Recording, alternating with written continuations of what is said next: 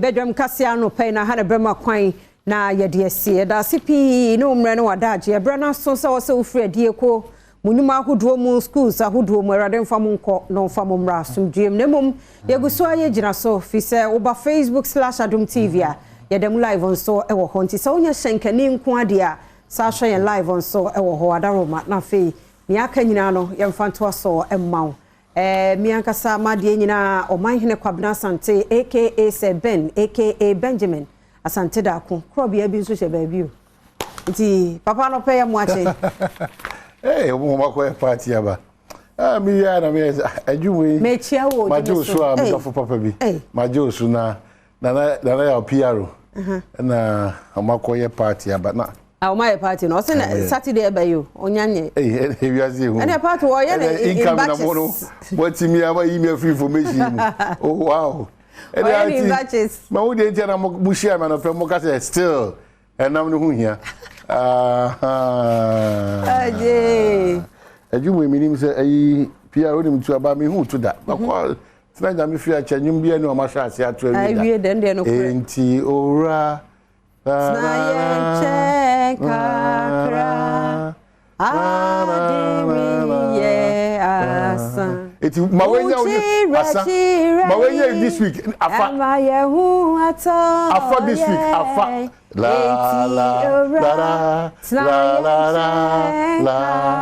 yewie this week yewie bibia yewie this week to omo de me kokot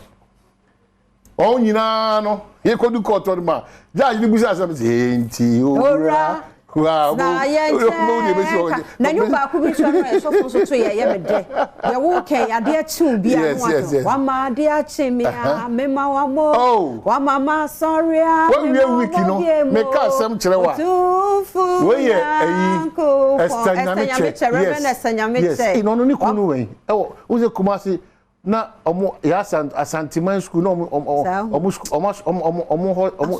masore ni shewo acho estanyame Alfred Nyameche enye no we mu enye no mama me kana sem no yeso sori an opana de wo de woni hwe no an yesi enya ayeyi praise it would sori a wa ma de achi me me ma wa mo wa mama sorry a me ma mo bi do ni mu mpa ye bokra de anyu hia honko a wa bi wiki no o say ye wi iti ma me ma kwasinsia lawyer fonti ase se onyame adom ye be hia na me so ma asama me na me saka krata no nyame anim ni skasem tin mi ame kugina eye adakanim na metime wa ye lawyer na be do du ho wo kugina adakam no na say dey say be bi adu no me kugina adakam because me hwe be gugye difa akwasinsia se ne si abre no ade embaye no anyway dachi hene so betima ba be dachi nya e wontete wo mmerem afi no wo kom o wontete e wo mmerem eti anje hwe 3x4 we I put it to you dachi betima e jwana bi agosi machi mi tia the entire team and e jwada onyame Adom a e na January odi akogusi pam na fe alert ni bebe baba e phone so e ka ye de ni sa nyoma no you know school fees ni fee run but 31st oh I don't 31st chana okay I know 30th yeah no see continue chana na ni wie ya da nyame asese alert ni ba na fe cameraman body team ko bi ti no alert no na fe we tweet and offer for kan kitikiti bi you know na bibia e ko kama ama yenyina na masaka o say ade ba kwa me kan wa say we kosi say so na no da me hu say flyers bi twitwam ayi PRT nie na ye stress sector ministers and so boache say sa initiative wo de ba mate say e china no be pa ho to ma say rent there e say monti ya e say rent there abai be so obi ti say PRO mo ase you know wow do see council akwaje bosia pii no san so ase no nya bi go e be check obi bia who say scan mu da ho obi wa ha 1005 no o hwe nioma free 1005 ni ma aka be 150 20 pesos sa di pano de wadaroma and aban so ase no de ba de be din rent there 6 regions almost started with 6 regions and mebunu national go there obi am na chuma so na abo am say national rental scheme you know ade ba ko a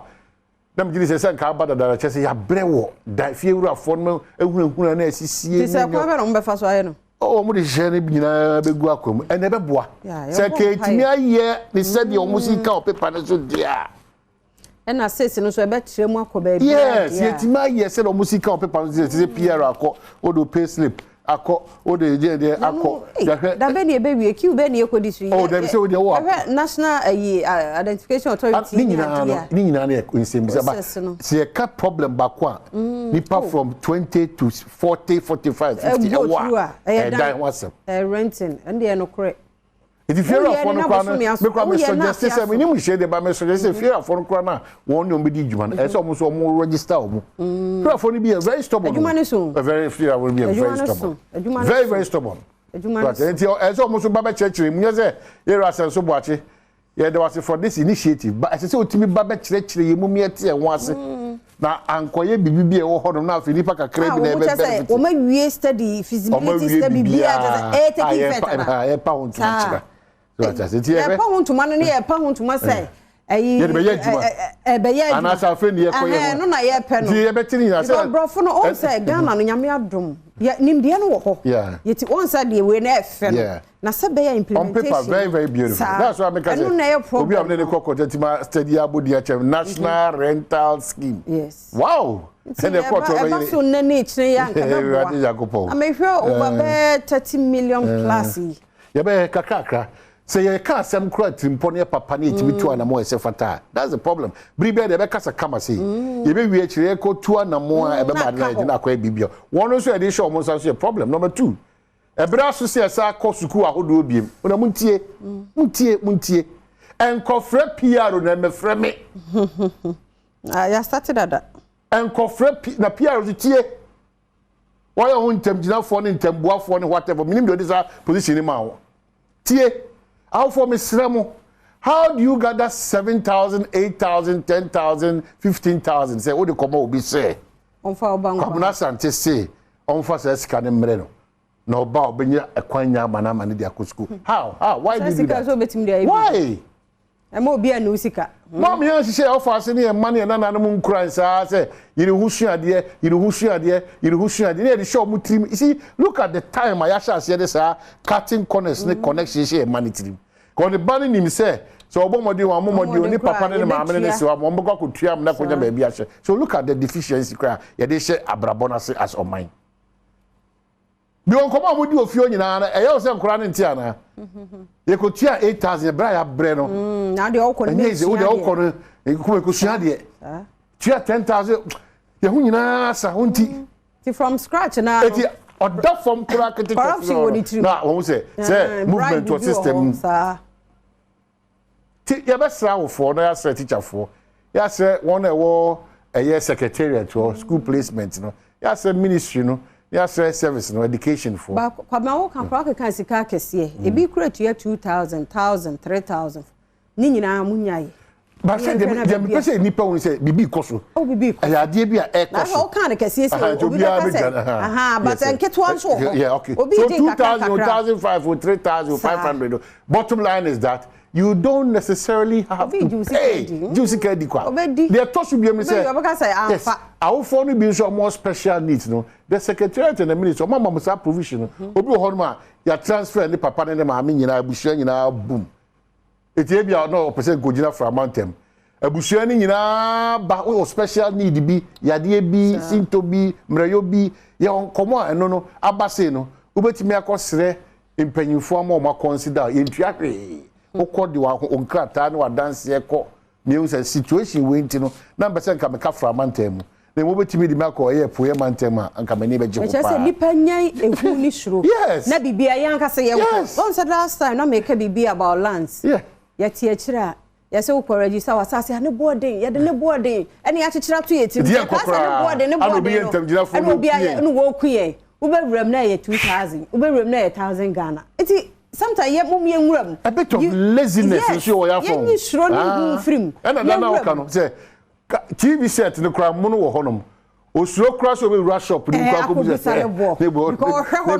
no small be first of and chow no akopa chidie bi sa no de kosa ba rem sa na o de koto phone na enye papa 3 days na ade rem na ko emu ni bi o 1003 tu ko ba obenya 300 na so de akoto rem I am very sure rem na obi rem na de on person ko e so ko it is school no said yet be a nipa net ho headmistress headmaster wo nyina wo rem na ko e ma brofu bi rem na ko osmo de doctor de aba no pen rem bibia ba bia wo ko rem sa na rem sa rem ko ma hu said ye tuamu ni rem emo obi anyina kire nyeje ma wo be wi obeji scan de won ko e na ayese enti opportunity bi obi apeso odidi ho wan kasa ko Oba no rem so mi se doctor ni ewi rem eti di o ye bia rem so we na do say be woman edi a cha wono pay o de e kanyira de se ade bia wo ye no fa wo hyem bi why fa wo hyem bi na sika so ho na eti na wo fo no ne wo na ya hweso fo no ne nkwada no nyina musu ade no na mo gie di system no be pick mo wa wo modern boy ntimi anya ni so na enko kai nchira kwada no mu pesa de no dodo only in this country na sa akwada akora modern boy nya ni so a awfo na timi gina ho kese akwada ono ade na ba na akawa mpa na wafo nya na atwa ho ko no na wafo no mu twa ho ko no it's not a definition of say obana ka akiri entresa bi obi dia ba no pa obi dia ba anyimra obi dia ba awia ebi dia ba hemache eti yenye careful ya de hye no so modern boy ntimi am man trash anchor the next step no that cannot be and should not be the end of their life na di dia tem so yenti so abembo nsem ye kagu no so yenti so because ebe mana boto amoa ontimi mpie free ne shell bi afọ ya wasudi o yesre kwada nyina ye ko eyampa Obana Kefie and say it is the time to demonstrate odosrunko and give that person the new hope in life. Yes, at that stage, you know, otutu na JJ mu a also be create problem of your na fe abomu nyina. It's important. And so what do I tell you mind me dey bro pay. Eti ye crowd na fe mentia one attack commercial something ko chi nyina. Mechia mo mako. Na na mo share mo 5. 1 2 3 4 5. Enum se kamete French ayi for Kotoku Royals was for there se kamete French aga 1 2 3 4 4 eh French is osmo ya we ne babo ti we mpo e kro we nkwa na so hentino una wana se o kasa se o yo bodam no 1 2 3 4 eh ye wie pe ni atu oh yeah Online.com monkeypox outbreak. Yeah. Ghana records 4 deaths, 116 cases. Oh, Ghana has service fast. More young. For Munkoso na womo enyire won humaye. Mama nko nsem from over 4,000 Burkinabe seek asylum. Say how the omo be hopa we so omo room that. 4,000 abeka ye ho. It's Baby kura wom dada. Enye omo dada me anya ni sha no nti omo ye omo da he. Baby dada de. Because Ghana Red Cross odi mo ana so oni nadmo for. And we wait me. Nadmo. Because Red Cross and nadmo. So omo wura mo kwan paso anka enye kwati kwan. Ano anuanom so wom. Ebi mo so be boss si one. We e dey record as omo fa pro normal you so na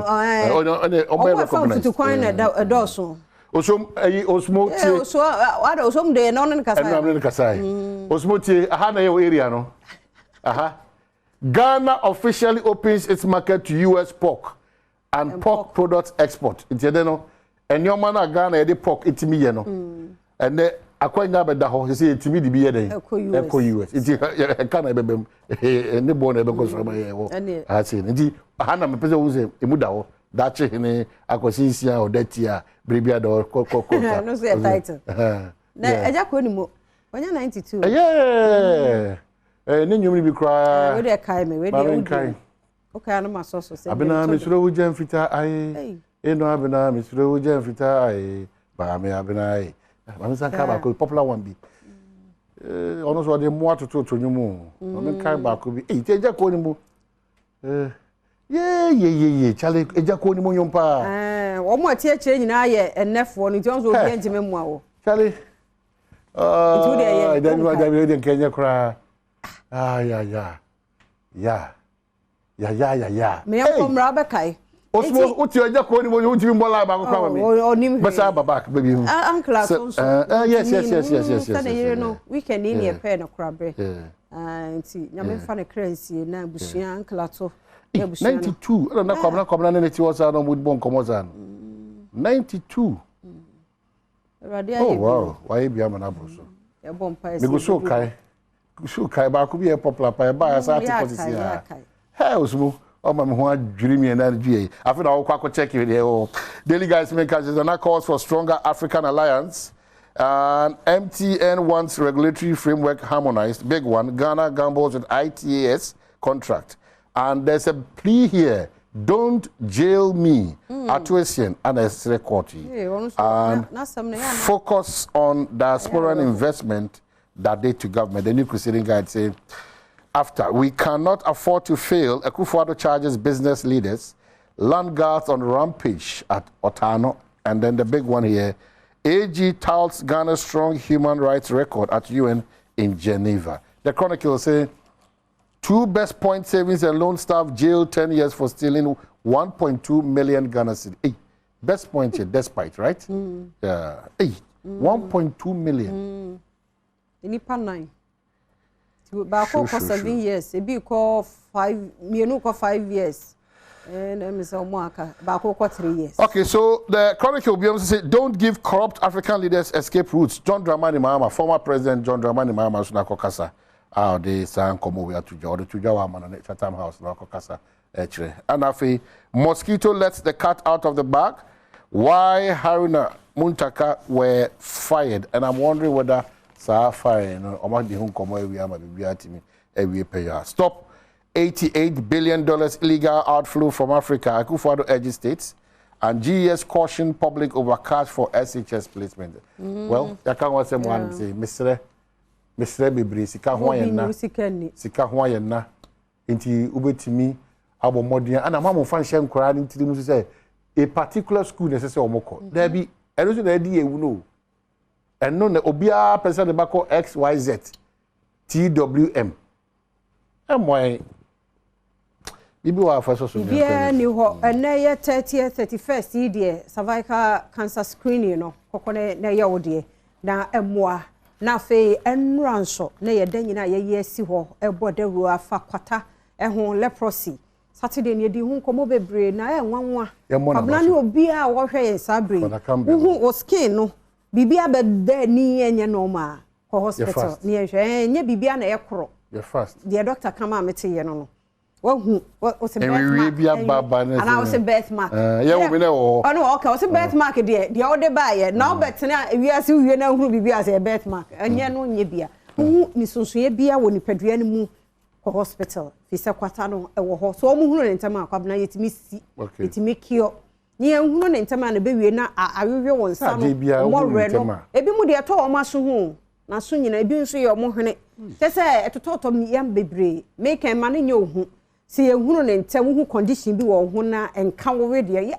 o ka che se ye examine en body enya se wo kohwe na ho aye fe wo hwe oto ne ade o hwe wo body ne ne hwe sensakraye bia bamu a na watu ho na mo kwabna nti anwumre wo pon na akwa gina wo mirror na nim dada ho ne hwe skin no hwe obi bia nkura ne nyina na afiba mo obi an check bibi wo mu anya no ma fast na akọ hospital nso saa ene wo so is it Campbell Campbell nso ya ade na onim se akura this obenya 3 years or kwata 3 years akoda yeko nti yakwa bana Professor Ike Wallace e de agudie mu nsama to aso na fe Sister Sandy be ya guy efisem nso e wo ho na fe mpensempense mu aba enkomo aye de ye beto so efisem ti twen ye kwaba